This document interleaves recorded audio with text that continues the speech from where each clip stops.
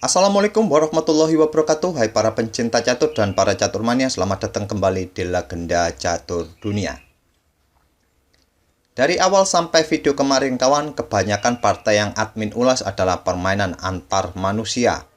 Hanya 2 kali saja kalau tidak salah, admin pernah mengulas partai antara engine versus engine dalam kejuaraan TCEC.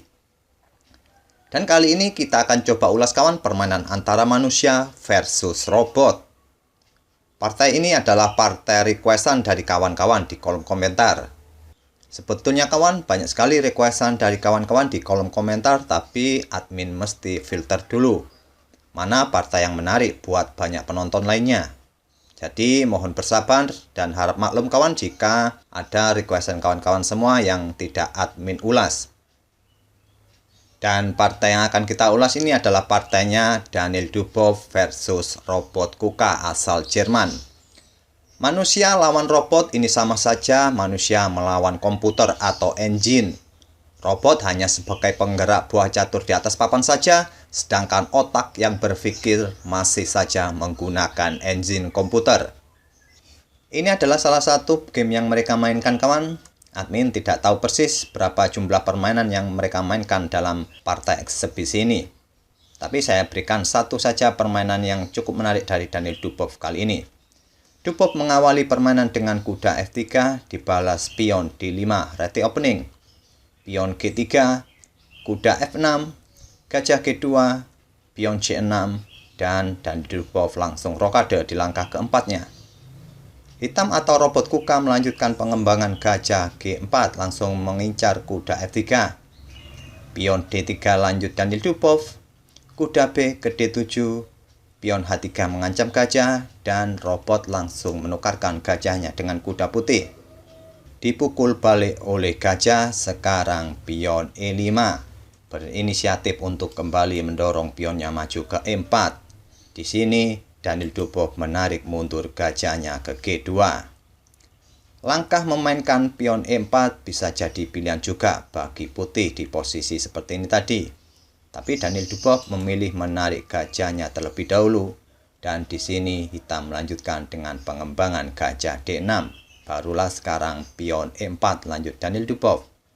Menantang pertukaran pion pusat tapi tantangan ditolak. Hitam mendorong pionnya maju ke E4, menjaga petak pusat tetap tertutup dan untuk mendapatkan penguasaan ruang di petak C3 serta E3. Daniel Dubow melanjutkan pengembangan kuda ke D2, robot rokade pendek, dan Dubow melanjutkan dengan pion F4 langsung ingin memecah struktur pion pusat hitam. Kembali tantangan ditolak. Robot memainkan menterinya ke E7, sekarang pion F5. Daniel Dubow pun ternyata tidak mau membuka petak pusat kawan, dan terlihat nantinya di sini putih atau Daniel Dubow akan mempersiapkan pion G4 dan akan memberikan serangan badai pion di sayap raja nantinya. Direspon oleh robot menggeser beteng A ke D8, pion G4, pion H6 menghadang pergerakan pion maju ke petak G5, dan Daniel Dubow menggeser rajanya ke H1. Memberikan ruang bagi betengnya untuk digeser, hitam merespon dengan langkah gajah ke C7. Gajah putih naik ke F3 dan kuda hitam lompat ke E8, memberikan jalan bagi menterinya untuk menempati petak H4 di langkah berikutnya. Daniel Dubow menggeser betengnya ke G1, menempatkan betengnya satu lajur dengan raja hitam, menteri hitam ke H4, mengincar pion H3 dilindungi oleh raja di H2. Sekarang kuda hitam lompat ke D6 dan Daniel Dubow melangkahkan kudanya ke F1. Membuka akses bagi gajah untuk mengontrol diagonal gelap ini kawan. Mempersiapkan pionnya untuk didorong maju ke G5. Menteri hitam pun mundur ke E7. Tapi Daniel Dubow tidak terburu-buru mendorong pion maju ke G5. Melangkahkan kudanya ke G3 terlebih dahulu direspon oleh robot memainkan gajah ke A5 untuk mengontrol petak D2. Nantinya bila gajah ini berkembang ke peta ini kawan, akan langsung disapu oleh gajah hitam ini, sehingga nanti putih tidak mempunyai dukungan di diagonal gelap ini untuk mendorong pionnya maju ke peta G5. Daniel Dubow melangkahkan menterinya ke E2. Menteri hitam kembali ke H4, Menteri putih ke G2, gajah maju ke B4, dan Menteri putih bergeser kembali ke E2. Kuda hitam lompat ke F6, Menteri putih kembali ke G2. Daniel Dubov hanya melakukan langkah menunggu kawan melihat pergerakan hitam selanjutnya. Hitam melanjutkan dengan gajah ke A5. Sama halnya dengan Daniel Dubov, hitam pun atau robot pun melakukan taktik menunggu atau gerakan menunggu dari Daniel Dubov. Daniel Dubov sekarang melangkahkan kudanya ke E2 dan kuda hitam lompat ke H7. Berniat mungkin bermanuver ke petak G5 ataupun untuk menjaga atau mengontrol petak G5 ini.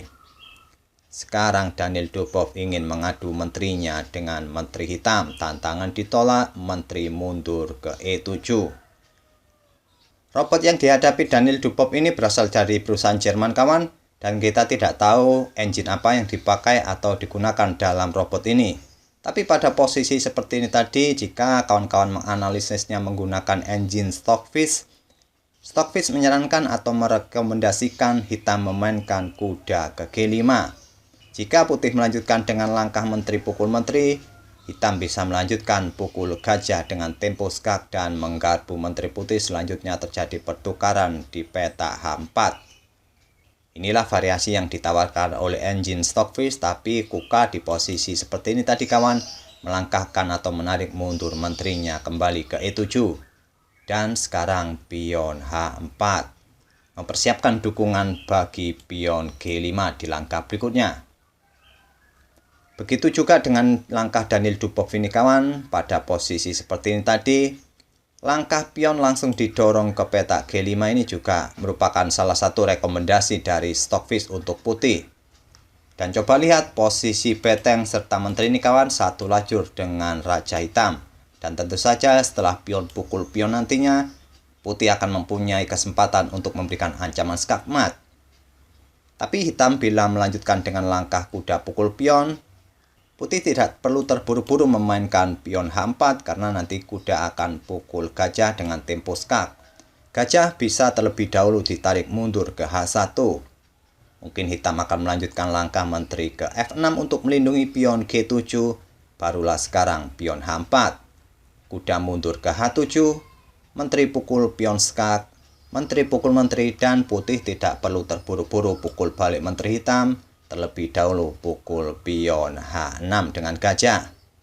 Dan pastinya dengan variasi ini, pertahanan hitam akan semakin terjepit. Nantinya beteng siap pukul menteri apabila hitam melanjutkan dengan langkah menteri pukul beteng G1 skak, beteng pukul menteri skak, raja bergeser ke H8, gajah G7 skak, raja G8, gajah pukul pion E5 open skak, ditutup oleh kuda di G5, beteng pukul kuda skak, raja ke H7, beteng ke H5 skak, raja ke G8, dan skak mat.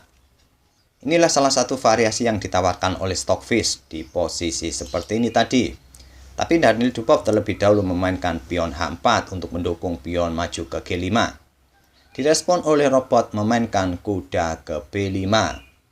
Barulah sekarang pion G5 lanjut Daniel Dubov.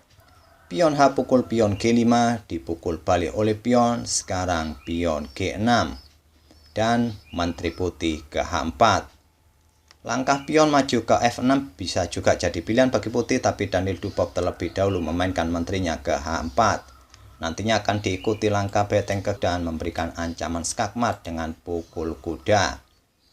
Robot meresponnya dengan langkah beteng F ke E8. Pion F6 mengancam menteri, menteri ke F8, dan raja putih bergeser ke G2, mempersiapkan jalan bagi betengnya mendukung menteri untuk memberikan ancaman skakmat. Diantisipasi dengan menggeser raja ke H8, memberikan ruang bagi menterinya untuk mendukung kuda, dan di sini putih tetap menggeser beteng ke H1, menteri ke G8, beteng naik ke H3 mempersiapkan ruang bagi beteng satunya nanti digeser ke H1. Kuda hitam lompat ke C7, gajah naik ke D2, mengorbankan diri untuk dipukul gajah hitam untuk mempersiapkan betengnya digeser ke H1. Bila pengorbanan ini diterima oleh robot kawan, maka inilah jadinya nanti. dan akan terjadi skakmat di langkah berikutnya. Oleh karena itu, pengorbanan gajah putih ini tidak diterima oleh robot. Dia memainkan kuda lompat ke E6 yang nanti akan memberikan dukungan kembali bagi kudanya di peta F8 ini. Jadi sekarang berbalik, hitam mengorbankan gajahnya. Gajah putih pukul gajah hitam, pion B6. Gajah kembali ke D2, sekarang kuda E ke F8 memberikan dukungan bagi kudanya. Putih tetap mendobel betengnya di lajur H. Lihatlah kawan, susunan baterai menteri dan sepasang beteng ini siap menerkam pertahanan Raja Hitam di lajur H ini. Tapi terlihat pertahanan hitam sangat kokoh dengan koneksi dua kuda serta backup oleh menteri. Tapi menteri ini dalam posisi yang stuck di peta G8. Melihat pertahanan yang kokoh, respon dari robot di langkah berikutnya mulai bermain di sayap menteri dengan pion C5. Begitu juga Daniel Dubov melihat pertahanan Raja Hitam yang sudah kuat, dia mengalihkan permainan ke sayap menteri, menarik mundur menterinya ke E1. Pion A6, gajah naik ke G4, pion A5, dihadang oleh pion A4, dan beteng hitam bergeser ke A8. Pion C4 balas Daniel Dubov, jika di sini memukulnya dengan end pasen, akan dipukul balik oleh kuda dan kuda akan mempunyai kesempatan bermanuver ke peta E7 nantinya. Oleh karena itu, hitam tidak memukulnya dengan E-pasen, menggeser betengnya kembali ke D8. Hanya sebuah langkah menunggu kawan, di sini Daniel Dubov melangkahkan kuda ke G1. Beteng kembali ke A8, kuda ke F3 mengincar pion E5 dan beteng bergeser ke B8 meninggalkan pionnya. Daniel Dubov dengan senang hati pukul pion E5 dengan kuda, beteng naik ke B7, dan sekarang kuda kembali lompat ke F3 memberikan jalan bagi pion untuk didorong. Beteng hitam turun kembali ke B8, pion E5, beteng kembali bergeser ke E8 dan menteri naik ke E4. Beteng A bergeser ke B8 dan gajah putih naik ke F4. Memberikan discover attack berikutnya bagi beteng di peta B8 dengan mendorong pion maju ke peta E6.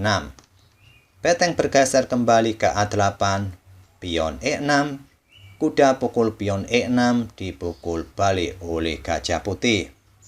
Jika dipukul balik oleh beteng kawan gajah ini, maka terjadi skakmat di langkah berikutnya. Skakmat. Oleh karena itu, beteng ataupun pion tidak pukul balik gajah putih ini, hitam memainkan betengnya naik ke A7.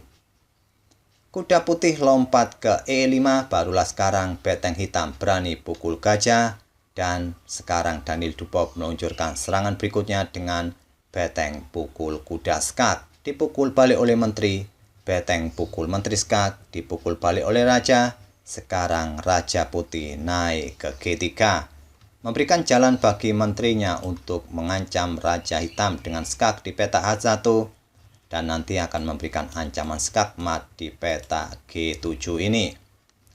Raja ke G8, Menteri Putih ke H1 memberikan ancaman skakmat di dua langkah berikutnya dan beteng pukul pion F6 dipukul balik oleh pion, sekarang beteng bergeser ke B7. Sudah tidak ada yang bisa dilakukan oleh robot di posisi ini kawan, karena di langkah berikutnya akan terjadi skakmat oleh Daniel Dubov di langkah ke-58 ini.